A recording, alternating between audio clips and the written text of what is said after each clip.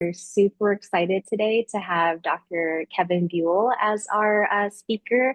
I've known Kevin for a couple of years and I've really admired some of the work that he's been doing, and he's going to be sharing his talk on the individualized treatment effects of oxygen targets in mechanically ventilated critical adults today. So, Dr. Buell is an assistant professor at Rush University, and he's a founder and current principal investigator of the Rush Interdisciplinary Consortium for Critical Care Trials and Data Science, the RICC lab.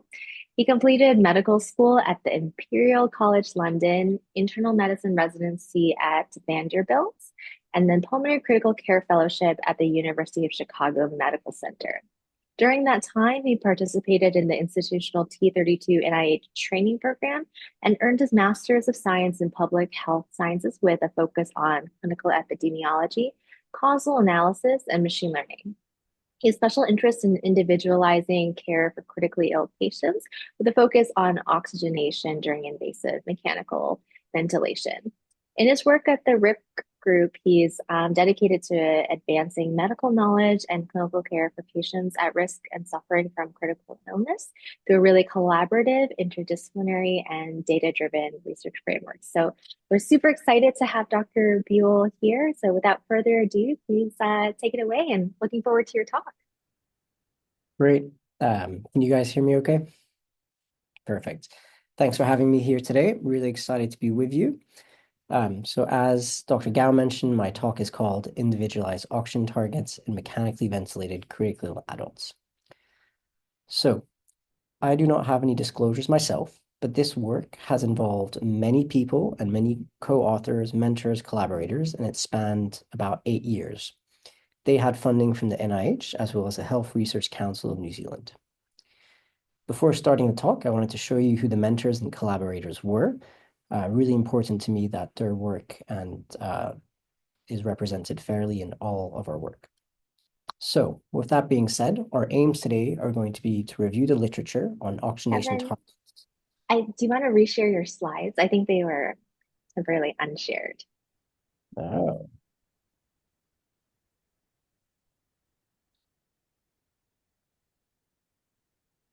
There we go. how's that? All right. Yep, looks good. Thank you. So the aims of today are going to be to review the literature on oxygenation targets for critical adults undergoing mechanical ventilation, to understand the strengths and the limitations of an average treatment effect and subgroup analyses, to introduce risk-based analyses and individualized treatment effects as alternative ways to model for heterogeneity of treatment effects. And finally, we'll finish off with a case example, which is the oxygen targets in folks who are undergoing mechanical ventilation. So for the clinicians among us today, we know that when a patient is on the ventilator, we must set amount of oxygen that is given to the patient via the ventilator. That is necessary, it's obligatory when we start ventilating patients. It's extremely common, about 20 million patients are on mechanical ventilators every year, but despite how common it is and how mandatory it is, we don't actually know what oxygenation target would help our patients best. On one hand, we could aim for a slightly lower oxygenation target, but that could cause low oxygen levels like hypoxemia and starve the tissues of oxygen, tissue hypoxia. Or we can aim for higher levels, but this has also been associated with damage to tissues, inflammation, and can actually damage the alveolar capillary permeability. And this is nothing new. This actually started back in 1899, where the first paper came out placing these adorable animals into hyperbaric chambers with very high oxygen levels. And what they found was that the animals would unfortunately die in about 3 to 6 days from what it looks like now, ARDS, or lung disease, caused potentially by high oxygen.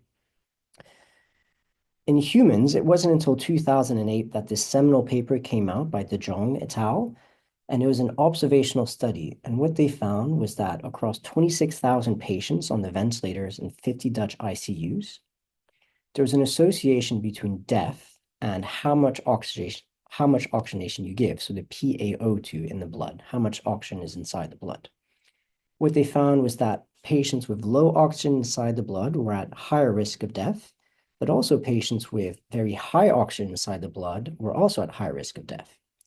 And this was what is now known as the U-shaped relationship between mortality and oxygenation, suggesting that low oxygen is bad, high oxygenation is bad, and that there's probably a sweet spot in the middle.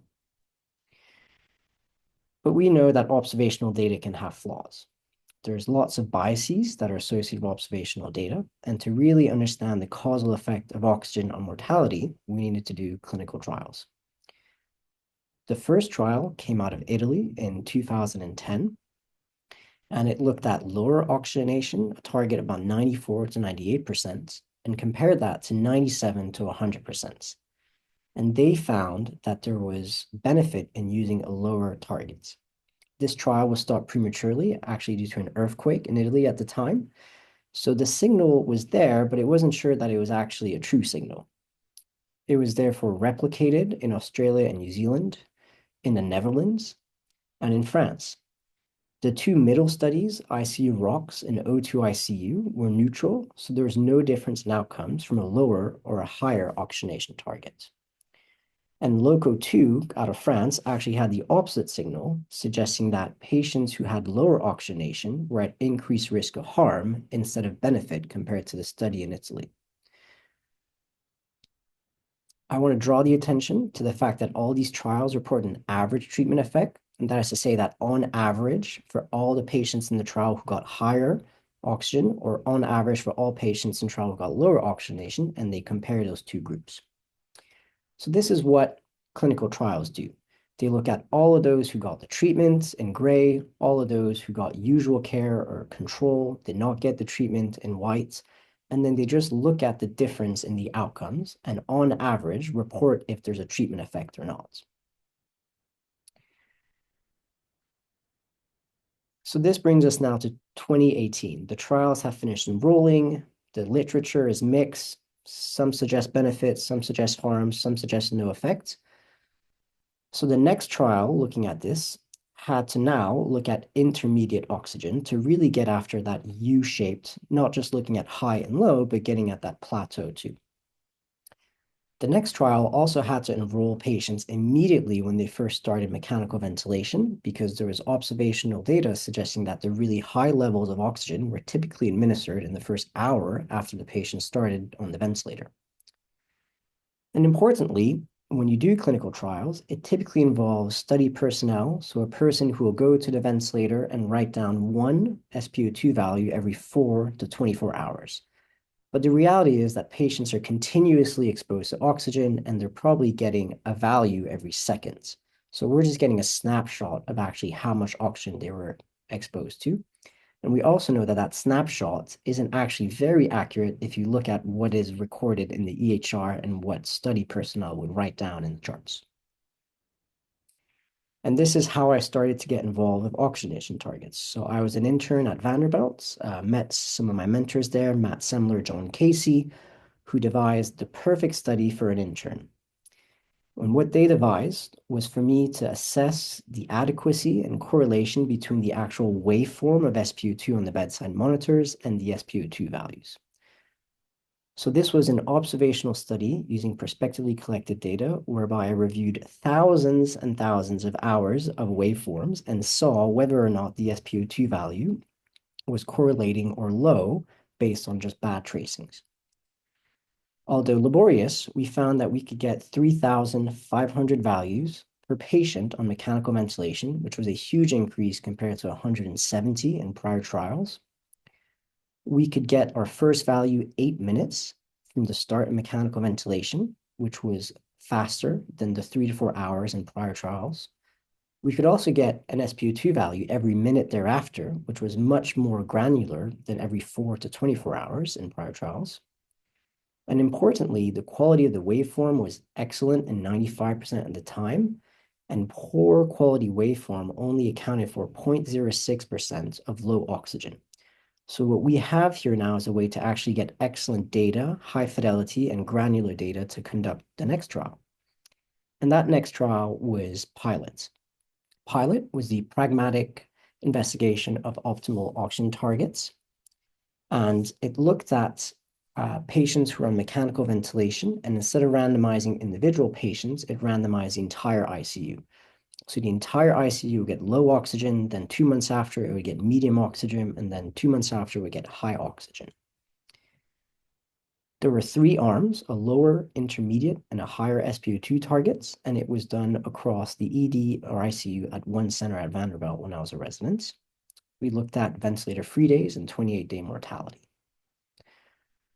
Using this method that I spoke about, we were able to really get excellent group separation between higher, intermediate, and lower SpO2 targets. But unfortunately, the study was negative. There was no difference in how long you're on the ventilator for, your odds of surviving. It was a neutral trial. And one reason for this may be that higher or lower, intermediate, it doesn't matter. It had no effect on all the patients. So the treatment effect was 0 for every single patient in that trial. The other option, though, would be that patients derive different benefits and that the amount of benefits from the lower and the higher cancel each other out. So as you can see here, in blue and in red, for patients who benefited from lower or higher, has a symmetric distribution, and they end up canceling each other out so that on average, when we do the analysis, it looks like 0 treatment effects.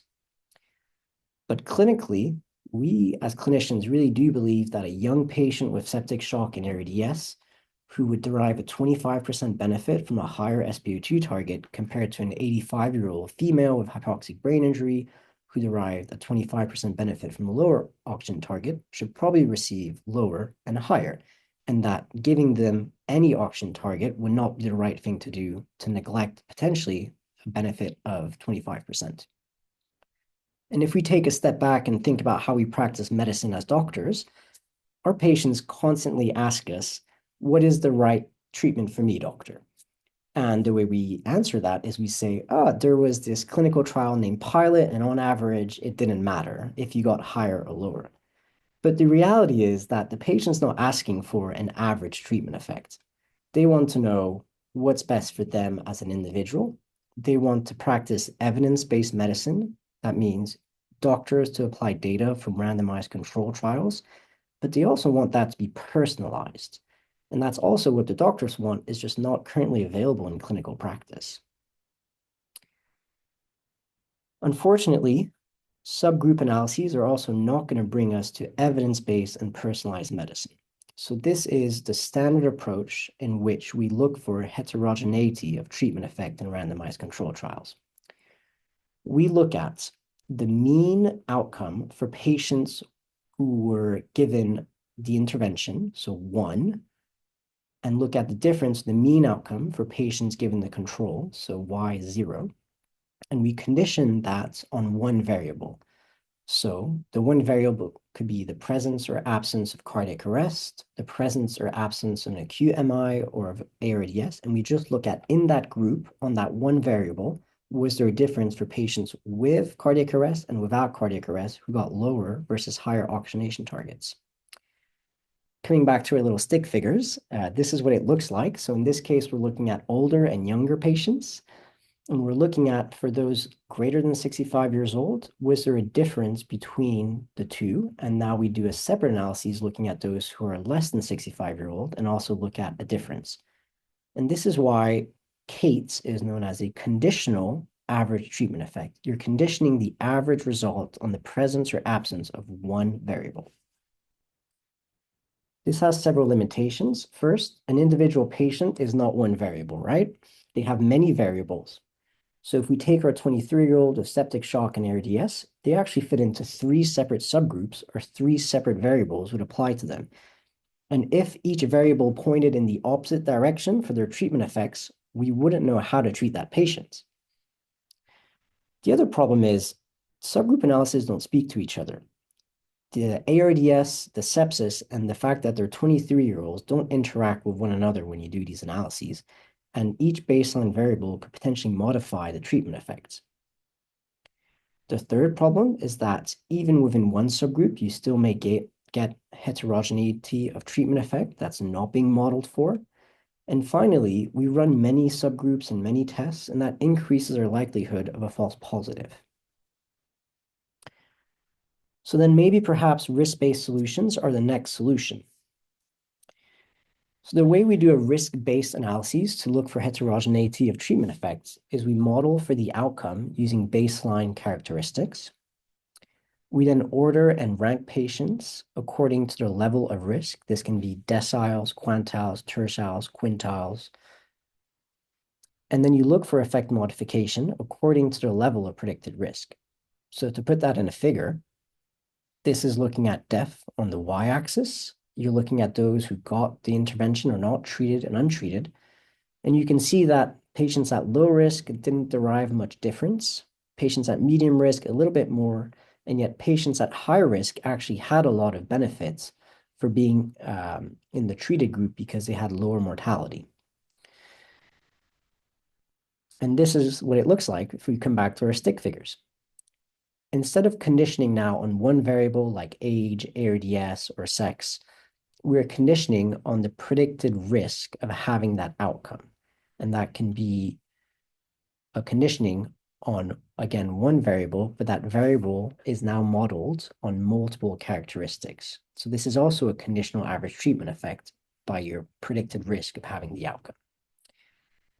And if anybody was working on the wards during COVID, you'll probably remember these landmark publications that looked at the benefit of therapeutic anticoagulation, so giving blood thinners to patients who had COVID. And it looked at critically ill adults in the ICU and non-critically ill adults, and both papers were published separately, both in the highest impact journal. And they had opposite directions of benefits. So giving blood thinners increased organ-free support days in non-critical adults, and yet in critical adults, it did not increase organ-free support days. But what you may not have seen is a publication by Gallagher et al. That looked at a risk analysis exactly the same way. They modeled for the outcome, organ-free support days. They didn't rank patients by their predicted risk of having this. In this case, they picked deciles. And then they looked for effect modification. And if we just zoom in on this last figure, what we can see is that patients who are not critically ill derive benefit from blood thinners or anticoagulation towards the top, and then patients who were critically ill did not derive any benefits. So this is, again, a step closer to really getting towards evidence-based and individualized medicine. But it still has limitations. The first limitation is that heterogeneity of treatment effect must be related to the outcome risk. Your ability to do this depends on the quality of your model. And then it doesn't account for interactions between treatment assignment and baseline characteristics. And finally, you can still have HDE within one decile, within one quartile. So in an ideal world, the holy grail of medicine would be what is called an individual treatment effect. So what that is that it is the outcome of patient I who would get the treatment 1 minus the outcome of patient I who would get the control or 0. And you'd condition that not by one variable, not by one risk group, but you condition it on all of the baseline characteristics that make that person an individual. So unfortunately, if I were to be enrolled in a trial, knock on wood that never happens to me, my individual treatment effects would be my outcome given that I receive lower oxygenation minus my outcome given that I receive higher oxygenation, conditioned on the fact that I'm white, 34-year-old with freckles, wearing a white shirt, collared t-shirt, blue stripes without comorbidities, and hopefully normal cholesterol. That would be my ITE. Now, if we look at this in our stick figures, this would be yellow. I would be the outcome at the top minus the outcome at the bottom, and we would see if there is a difference between the two. And now we could say to our patient on the bottom left, hey, for you as an individual, this is your personalized and evidence-based recommendation. But here's the kicker. Oh, it is inherently unobservable.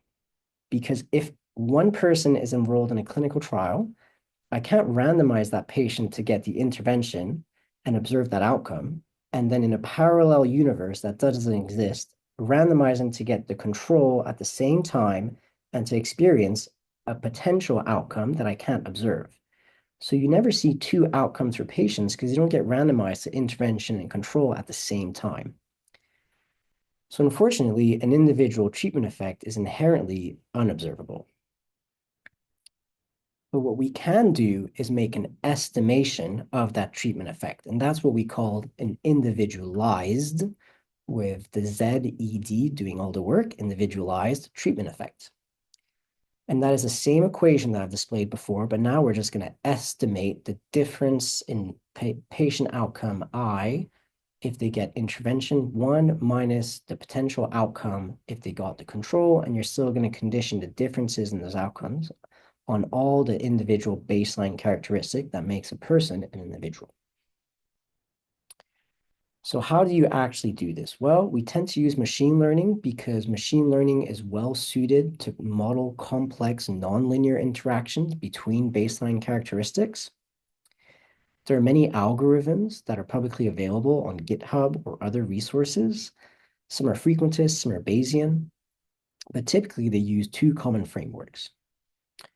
The first is called the S-learner, and it takes patients' baseline characteristics, looks at if they got the treatment or not, puts it inside a single model for S-learner, creates two different predictions by changing t equals to 1 or t equals to 0 for their treatments, and then looks at the ITE, or the difference between the predictions under T1 and T0. A second approach is called the T-learner, T for 2. You take now the baseline characteristics on the right-hand side for the patients who got the treatment, plug them into a model, which is only going to deal with patients who got treatments, and make a prediction. And on the left-hand side, you do the same thing, but only create the model for patients who got control, and T would be equal to 0. Make two predictions using two models and compare the differences. This can get a little bit more complicated. You can get into X-learners, and I'm not going to go through this just for the interest of time, but the arrows point in every direction, and it gets awfully complicated awfully fast. And whether or not you're finding this talk interesting or you found the last slide to be overwhelming, if you are practicing in critical care or if you're involved in healthcare, this is coming. There's been many high-impact publications that have already implemented this. Gallagher and al. Looked at COVID. We've been over that example. It's been looked at for COVID and steroids. Zampieri looked at it for lactated ringers versus normal saline.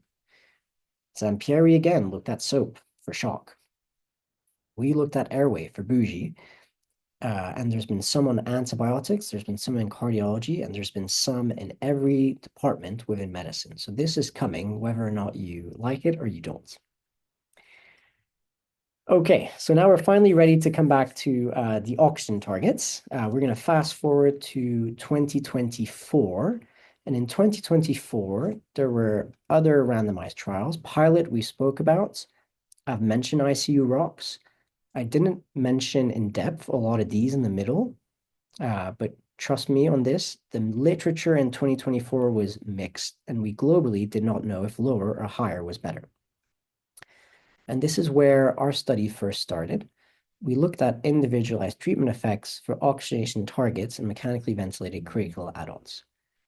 And what we did was that we devised a model in pilots in North America. And then once we had our model locked and finalized, we transferred it in time and space over to New Zealand and Australia, and we validated the model in a second randomized trial of ICU rocks. So we've already discussed pilots. ICU rocks was incredibly similar, and that is why we were able to do this.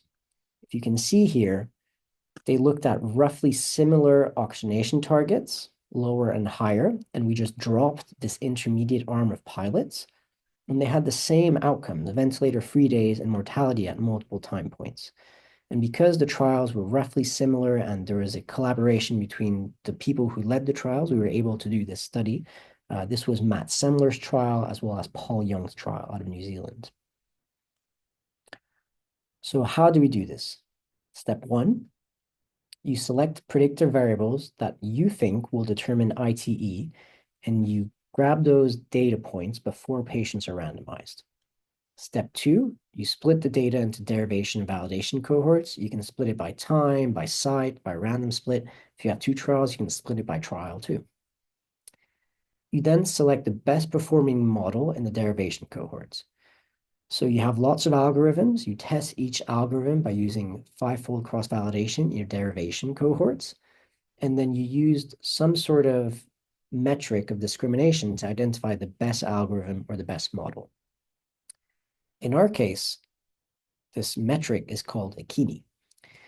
The Kini evaluates the incremental benefit or uplift of assigning intervention from patients predicted to benefit most to least from the intervention. It's easier for me to show you a graph than it is to explain it. So on the y-axis, we have survival or uplift or benefits. On the x-axis, we have all the patients. We're going to assign the patients from those who are predicted to benefit from low oxygenation targets over to those who are predicted less benefit, over to those who are predicted harm from low oxygenation target or predicted no benefit from low oxygenation target. And as we look at these patients, the patients who are predicted benefit from low SpO2 have increased survival. You then go to the middle ground and there's less benefit or less uplift because they weren't really predicted any benefit. And then you get to those who are predicted harm or no benefits, and that uplift goes down. And the Kini is essentially the area under this curve. It is the gain in 28-day mortality from the ordering of patients predicted to benefit most to least from lower oxygenation targets. So coming back to our steps, we now using the Kini picked out the best model in the derivation cohorts, and we move it over to the validation cohort where we predict 1 ITE value per patient. We can then regroup patients into groups to evaluate calibration and discrimination like you would for any machine learning model. And this is what the model does. It takes the values of baseline characteristics of the patient enrolled in the trial, and then the values that we identified as potentially causing ITE and oxygenation were age, sex, how the patient was admitted to the ICU, why they were admitted, their vital signs, their labs, whether or not they were on vasopressors, what was the mode of mechanical ventilation that they used in those first 8 minutes, how much PEEP they were on in those first 8 minutes, and what was their predicted risk of 28-day mortality. We then take all of those values for individual patients, we put them inside the model. The model is called RBoost. It is a tree-based non-parametric machine learning algorithm. For those who are coding, XGBoost, RBoost is the same. It is just an adaptation of XGBoost. This adaptation is here. It's called Robinson's transformation. And this slide looks horribly, horribly busy, so I apologize. But if you just focus on point 4, Robinson's transformation allows us to estimate tau, where tau is the individualized treatment effects. And the way you do this is you look at the difference between the observed and the expected outcome, and divided by the difference between the observed and the expected intervention. Your expected intervention is modeled using propensity scoring in purple, and then your expected outcome is modeled using marginal effects of baseline covariates on the outcome Y in green. So once you put all those values inside the model, you end up getting an output. The output is 1 value per patient at the time that that patient is randomized. And in our study was the absolute difference in 28-day mortality from use of a lower or a higher SpO2 target. To make it easy, if you're going to see a value in blue from now on, we're predicting benefit from a low SpO2 target. If you're going to see a value in gray, we're predicting to have similar outcomes. And if we're predicting in red, we're going to predict benefit from a higher SpO2 target. And this is what the model does. It essentially will take an average treatment effect starting on the left-hand side of the y-axis, and we're going to transform that into a predicted individualized treatment effect with 1 value per patient. And for those who are coding and machine learning, this is very similar to the SHAP value or SHAP procedure, whereby we look at the median value of treatment effect for the average cohorts. And then when we calculate using individual data for individual patients and get their individual ITE, we look at the difference between the median of the cohort and that individual patients, and that difference ends up being used to calculate their predicted ITE. We do this by sequentially adding data into the model for each patient, and we use their baseline predictors. So from left to right were the predictors that were most important in our model. So the most important predictor was their mean arterial pressure at the time of randomization, followed by their heart rate, age, PaCO2, all the way to their predicted risk of mortality at 28 days. So starting at the average treatment effect, which was a 2.5 benefit in ICU rocks, that was not statistically significant because these bars cross zero. And now, instead of taking the average, we're going to calculate it for every individual patient using their own individual values. And this is what we get.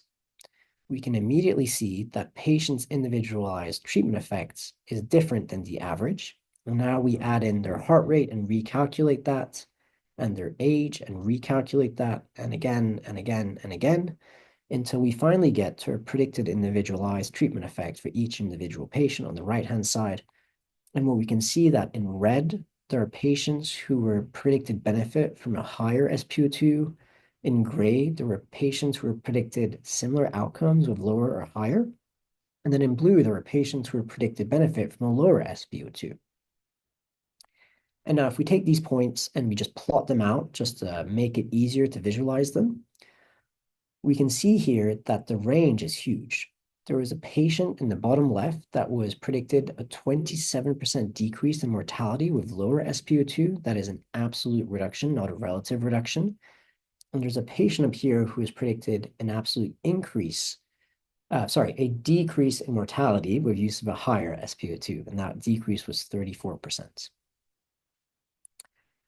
If we now compare these patients between the blue, gray, and red group, we can see that they clinically are very different to one another.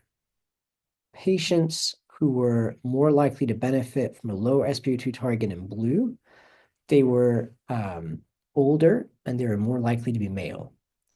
They also had a higher incidence of hypoxic and non-hypoxic brain injury. Patients who were predicted benefit from a higher SpO2 had higher prevalence of respiratory disease and sepsis, and they also had higher and more abnormal values of their vital signs at the time that they were randomized: heart rate, mean arterial pressure, and temperature. So if I've lost you during this presentation, I'm going to recap. We derived a model in PILOT, which was one randomized control trial. We made evidence-based personalized predictions for each patient in ICU rocks across a different continent. I've described characteristics of patients who are predicted to benefit from a lower versus a higher SpO2 target. But the real question is, are these predictions accurate? Do they matter? Have we actually identified patients who benefit or don't? And it's at this point in the presentation that we switch from a predicted effect to an observed effect. And the way to do that is to look at patients in blue. And if we look at the patients who are predicted benefit from a low SpO2 target and looked at their mortality according to whether or not they were randomized to a low SpO2, we can see here that patients randomized to a low SpO2 target had better outcomes and were less likely to die. That decrease was 6.1 absolute reduction in mortality. If we look at the patients in red, we can see that patients who were predicted benefit from a higher SpO2 did better if they were randomized to a higher SpO2, and that reduction in mortality was 13%. Finally, if we look at the middle group, patients who were predicted similar outcomes, they had similar outcomes, whether or not they had a lower or a higher SpO2 target. And we put this all together. This shows us that patients experience lower mortality when randomized to the SpO2 group in which benefit was predicted. And this means that the actual prediction on which group you were in, the blue, the gray, the red, modified the actual effect of lower versus higher SpO2 on mortality. And you can actually test for this looking at effect modification, which was statistically significant. And for that reason, if we had used a model to tell the clinician what SpO2 value to use, instead of the random allocation of SpO2, which is what currently happens in clinical care, we would have reduced absolute overall mortality by 6.4 points in the ICU ROX validation trial. With the caveat that this is retrospective, it needs to be validated prospectively, but that is a very strong and important claim. So where are we today? It's 2026. We have had more studies. We've had hot ICU, iconic, hot COVID. The literature is still mixed. Most of these trials are still negative. The one that was positive was hot COVID. Hot COVID was the most homogeneous patient population that was ever designed in critical care. Perhaps that's why they found the signal, whereas in the other trials that are more mixed and heterogeneous, there was no signal because of the cancellations. Maybe, we don't know. We've also had one of the largest trials in critical care ever done with 16,000 patients enrolled. This is UK ROX. And in UK ROX, there was no difference in mortality, once again, from lower or higher. And this is, perhaps support that there's HTE. We don't know yet. So where do we go from here? Future directions for oxygenation targets. The first is that MegaROX, which is powered to detect a 1.5 difference in mortality, is going to be released later this year. It's going to enroll 40,000 patients. This is going to be the largest trial ever conducted in critical care. We're trying to further validate our model by getting access to RCT data and applying the model to that RCT data. And then finally, we do need to test our model prospectively, and we're working on a prospective randomized control trial comparing model-driven care versus usual care and oxygenation targets. Where do we go from here for ITE? For anybody who does their own intubations, I'm sure you saw this trial that came out by Casey and Al in December 2025. It was the RSI trial looking at pulmonary versus ketamine for induction during tracheal intubation in critical adults. You probably saw the New England Journal publication and looked at their table 2, but what you may not have seen is the Trojan ITE horse. The Trojan ITE horse was the first ITE model ever conducted during an RCT. And it only got one line in the actual manuscript because the study was negative in their primary outcome and there was no ITE there. But what they did was that they derived an ITE model in the first half of their randomized trial. They then locked that data set, derived the model, gave the model to Haley Grishenhorn, who was the honest broker. And then when the data was completely done, they then applied it to the second half of the trial and looked for ITE. And unfortunately, the results are negative. But this has set a new standard whereby we believe that ITE analysis are going to become standard of care. You're going to get your RCT, you're going to get your average treatment effect, your subgroup analysis. You're going to do risk modeling analysis, which is next to the highlights here that they did do. And I think more and more, if this continues on this trend, people are going to want to see ITE analyses. And another word for ITE analyses is an effect modeling analyses. So those are the same thing. So now the trials are going to have to be, the bar is raised one more time, put it that way. So to conclude, at 42 minutes, a little bit on the early side, but no harm in that. We don't know what oxygenation target optimizes the care of our patients, even though 20 million patients are on the ventilator every year, and we've been doing this for probably over 100 years. There are novel ways to study and report treatment effects beyond the average treatment effect and subgroup analyses. Risk-adjusted modeling and individualized treatment effects are becoming more prevalent. And hopefully, individualized treatment effects are going to deliver the holy grail of personalized and evidence-based medicine in the imminent future.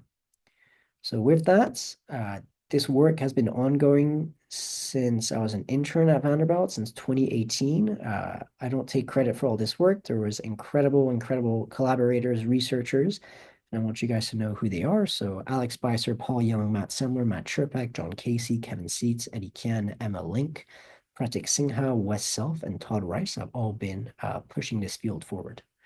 So with that, um, thank you for having me here and happy to take questions. Awesome. Amazing talk, Dr. Buell. That was so interesting, and I think a really nice breakdown of just kind of some of the math behind ITE. I feel like it was really well illustrated. So thank you for the fantastic talk. We got a couple questions in the Q&A here, starting with from Gabrielle Ruiz Funes.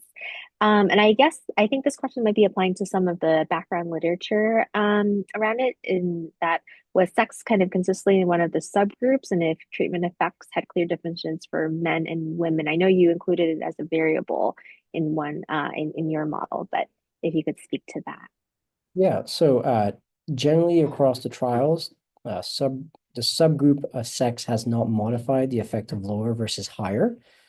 Um, what was interesting in ours is that when you make these individualized treatment effects and then you regroup patients into the thirds of predicted benefit, we saw a difference in the prevalence of sex. But it's unfortunately much more complicated than that because that variable sex interacts with comorbidities, your vital signs, your labs, your PaCO2. So stating that in the ITE analyses, one sex benefited more than the other is actually incorrect because the reality is we don't know because these models are so complicated that sex will interact with all the other variables. And at the end, we get one ITE per patient. And that's why telling doctors that, hey, males are more likely to benefit from lower SpO2 is not accurate. What we would need is to make that model publicly available for doctors to type it into a web forum or an app, for them to get that ITE value where sex has interacted with all the variables, and then they could apply it to their patients.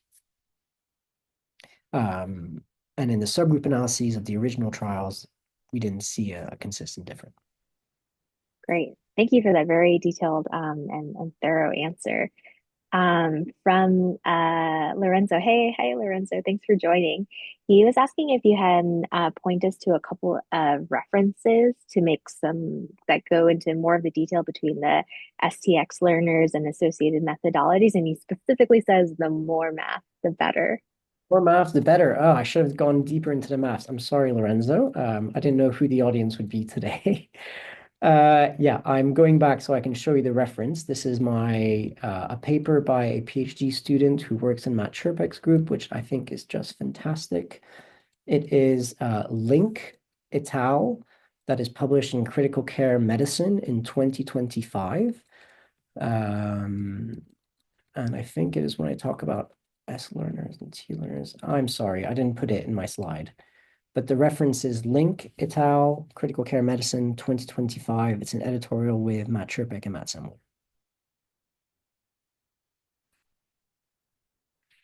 Awesome. I do think Lorenzo is probably the person who would ask for more math in general. All right, from Amy here, who says, thank you for a great talk. How do you see availability, quality distribution, structure of data in real world settings sort of affecting the potential to really estimate ITE in future applications of the method? Yeah, so this work has really taken off. It is, when I started, I was an intern, and then this paper came out when I was a fellow. The mentors on this paper have gone on to write huge, huge grants around this. Part of those grants that are being reviewed now are to take these models and apply them to mega rocks and UK rocks, as well as other groups, specifically in China and different countries who want the model to test it and evaluate it. The model is proprietary, but it is being made publicly available. It's being tested at the same sites in which the model was derived at Vanderbilt, but we need to know if it works in other places, so the model has to be distributed too, with the idea of making it available to actually help patients across the world. So all those things are happening. They will just take a little bit more time to happen. Great. And I think that you sort of answered the other question in the Q&A from Francis, which was plans to choose locations for more culturally and racially different sites in Australia, for example, India, Japan, Africa, I guess specifically thinking about oxygen targets, given the bias we know in pulse oximetry based on sort of skin melanin, skin color. Um, So I think the first thing to say is this is an important topic. It's a topic that was looked at in pilot. There's a separate publication by Kevin Seitz et al. That looked at, did in that trial, which at the time was the largest trial on oxygenation targets, was the treatment effect modified by skin pigments, and they did not find a difference. So I think that's the first safety check to put in there. The second safety check is in all these models, you need to evaluate is the discrimination of model performance varying by skin pigment or race as a proxy of that. And that is something that we are looking at and needs to be done as and when the model gets distributed, and also making sure that your model functions in the same ability that it did where it was derived compared to other areas that might have a varying prevalence of skin pigments. Awesome. Yeah, agree. Lots of important work being conducted in this area and hopefully more answers to come. I'm curious when you talked a little bit about, sounds like there's actually like prospective RCT planned ongoing. I'm curious about the logistics of that. Is it that you're getting patients or collecting all these features and sort of live using your model to suggest a target, or if you could just talk a little bit more about that? Yeah, it is exactly that. Now, there are different ways to do that, and you know this very well based on your work. One option, the simpler option to implement this is if it was not a time-dependent intervention, would be for us to go inside and calculate this and provide that value to the doctors. But the reality is patients get intubated at midnight and on weekends when the researchers aren't there. So there has to be a way to calculate the score through Epic or through an online platform. So that is currently happening. It is, to my understanding, logistically very hard to execute, um, which is why, this paper came out in 2024, and now we're just starting to think about actually doing this. It's just because it took over a year to get the logistic pieces sorted. Um, so yes, it is happening. It is very challenging. If you have any tips, let me know. My big point is I sympathize with the logistical challenges through it. And I'm glad you guys are putting in the effort to pursue it because I think that will really be exciting and could affect, critical care for millions of people across the world. So awesome. It looks like I think we've gone through the questions in the Q&A. If anyone else has any other questions, now's your chance to put them. Otherwise, I think Dr. Buell also had his email in one of his slides if you want to reach out directly with questions, potential collaborations, things like that.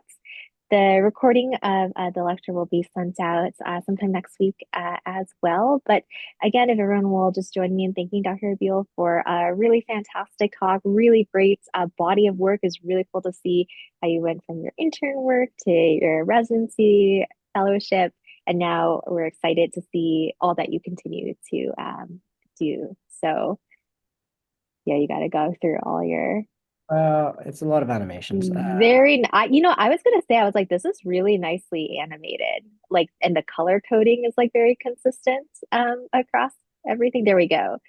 Kevin underscore Buell at rush.edu. So thank you Uh, so much, everyone, for joining us. Oh, sorry, we're gonna say something. Go ahead, go ahead. I just want to thank all the people involved in this work and make sure that they get their credit. That this is me presenting a body of work that has had lots of people involved for 8 years. So just wanted to show my contacts and the people who are working on this. Very humble statement from someone who I know does really, really great work as well. So look out for future lectures in this series. I think we have a bonus lecture coming up as well. So stay tuned for more details about that. And thank you everyone so much for joining us. Have a great Friday and take care, stay warm if you're in Chicagoland like us. And thank you again, everyone, for coming. Thank you, Dr. Buell.